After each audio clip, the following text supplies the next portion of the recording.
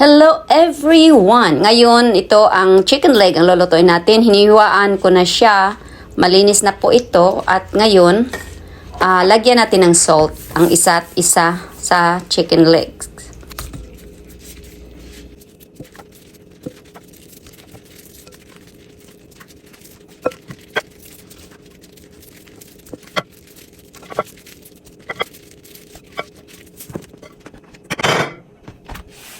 Ngayon, lagyan natin ng powder, garlic powder. Ito, lagyan natin ang nating chicken leg at black pepper. Yan po siya. Ihaluin lang natin ng maayos.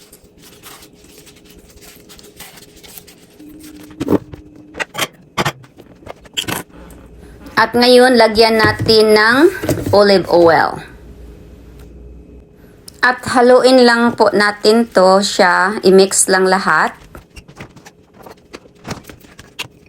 At ngayon, kung may kayo rice vinegar, lagyan din natin ito ng kaunti.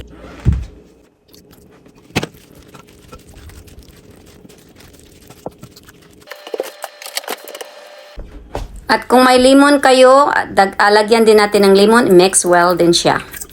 After this, cover with saran wrap.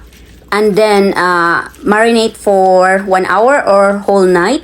Pwede ninyo i-grill po to, pero i-ano ko lang to sa broil ko. Mag-broil ako mamaya. Minarinate ko po to for a couple hours. After that, sinisit up ko po ang broil ko.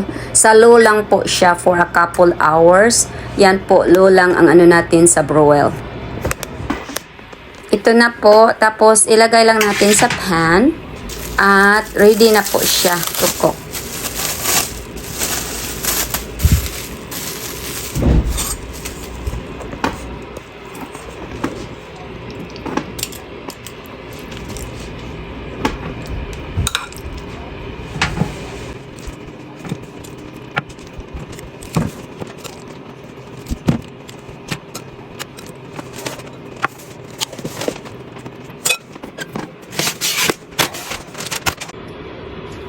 Ito na po siya. After an hour, yung sobra sa sauce po, inano ko lang, pinahid ko lang po dito para hindi siya dry.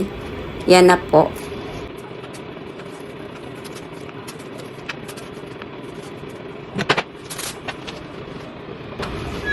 At binalik ko ulit sa sa oven para binaliktad ko po siya. Tapos yan natin hanggat maluto po siya.